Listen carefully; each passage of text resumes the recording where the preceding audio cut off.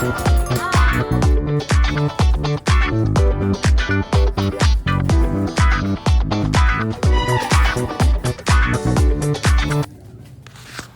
3 months.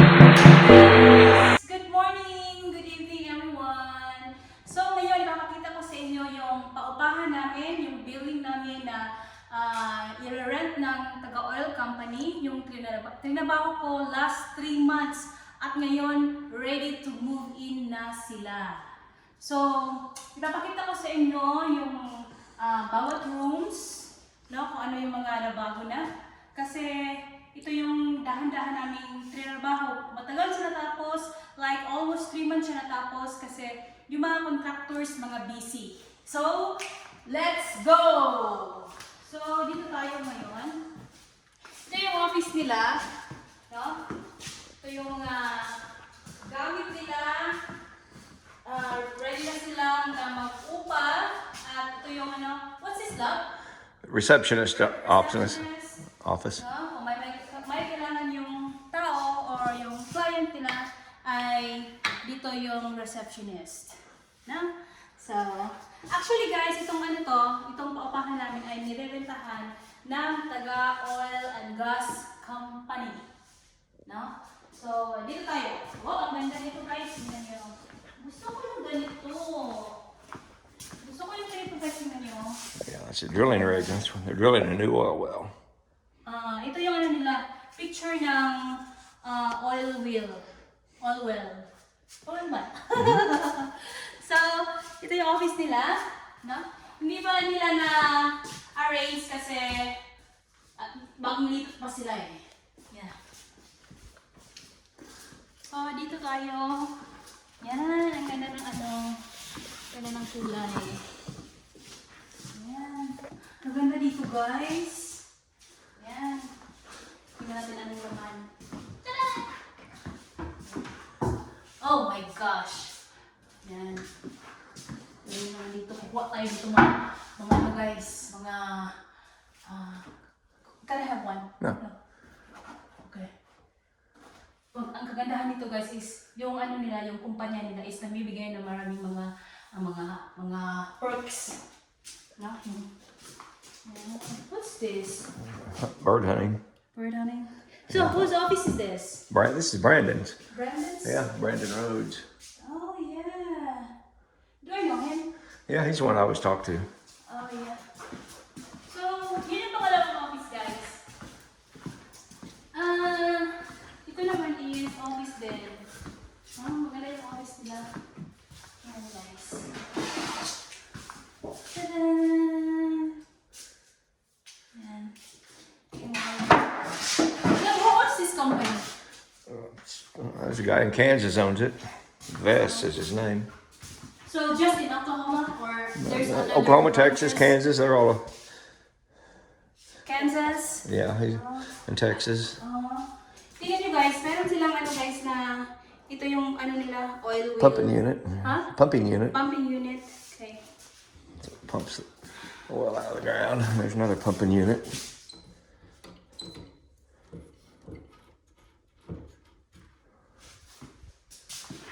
Dito naman tayo sa pangatlong rooms. Tingnan nyo to. Oh, this is Bottle so cute. caps. This is magnetic. Yeah. Let's see. Can I have one? No, No. this is Jim's office. This is Jim's office. He's the old. Oh my God! Marami Head guy. silang ano guys! Marami silang sombrero, kawati na. Kuha tayo ng isa, pero bawal daw. Ang ganda. Ayan guys. Oil and Gas Company. Yan. Yan. Ano natin makakawin na ano? Ito. Plastic. So, ready to move in na sila. What's this for? Closet. Closet? Yeah. Yeah. Ang kagandahan dito guys sa ano, Check sa kung magrerenta ka ng there's a ito yung kitchen nila guys. Tignan nyo. Ang ganda ng kitchen. Ayan. Yan.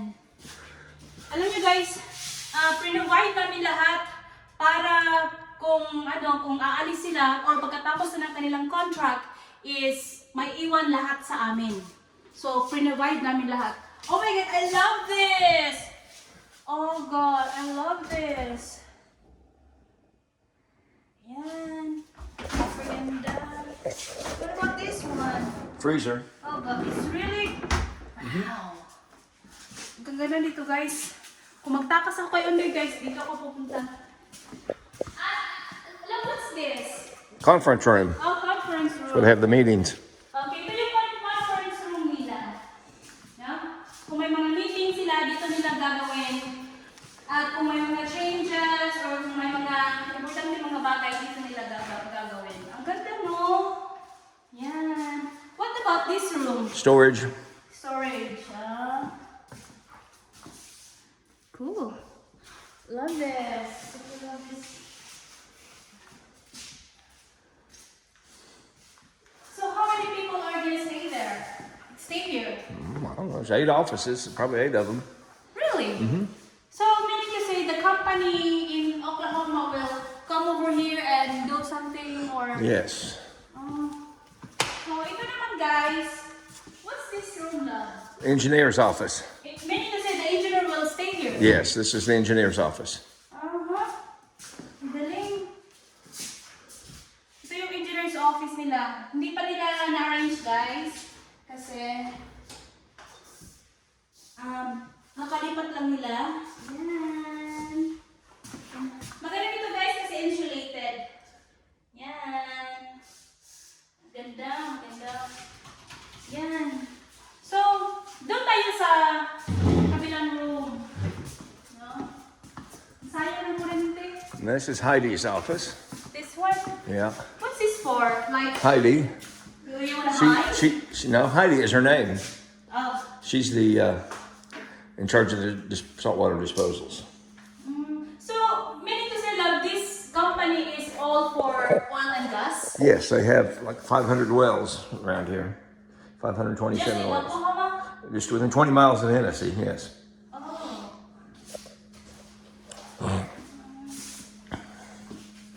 Yan. So yan guys, pre-provide namin sa kanila lahat para... I know they'll have to finish. What's this They'll one? have to finish. Oh yeah. This one is... I'm not sure whose office this is.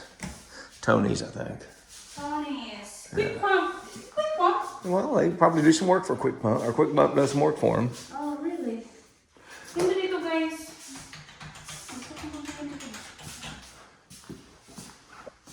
Yan. So, And the last and the office. last one is... I don't know whose office this Oh, ang is. ganda nito. Gusto ko yung painting. Ang dami na lang sombrero guys. Tingnan nyo. Yan. That's why you never buy hats, because everybody gives you hats. Yan. Ang ganda ng paintings guys. Tingnan nyo. I love this. Yeah. And then this is the women's room. Oh, what's this? Men's room? Women's. So yung babae guys, may ano sila, may kanya-kanya silang CR. Babae, may pambabae, at saka may panglalaki. Yeah. Yan. So dito naman tayo guys. No, ang ganda. Ganda. Kung mag-away kami ni Andrew, dito ako pupunta. Charot. Charot lang. Okay, so this is for... The shop where they can drive the trucks in and work on stuff. So dito sila nagpa-park guys. At kung meron silang mga gagawin, kung meron silang i-repair, no? Dito nila gagawin kasi insulated naman to eh. Look, what's this? Refrigerator. And then there's an ice maker there. Oh no. Really? Yeah. Wow. So we'll have 2 ice machines. So, ayan guys, no? So, ito yung oil and gas company. Yan. Balik tayo dun guys.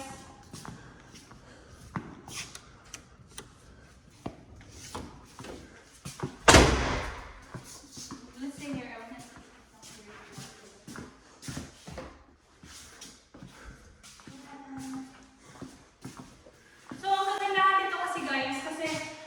mag-build ka ng building na paupahan mo is kung aalis sila or matatapos sila yung kanilang contract or mag-break sila ng contract or hindi nila tatapusin yung contract is mabibigay sa'yo lahat ng mga gamit ito is maiiwan sa'yo at ipaparent mo naman sa iba. No? So, ito yung ano nila, yung conference room. This is conference room, right? Mm-hmm. Yeah. So, ito guys, ito yung paupahan na natapos na at ready to move in na sila after 3 months natapos na rin. At so, yan pala guys for today at sana enjoy kayo sa aking pagtutur sa aming bagong paupahan dito sa Oklahoma. At sana huwag niyong kalimutang i-subscribe ng aking channel. Bye!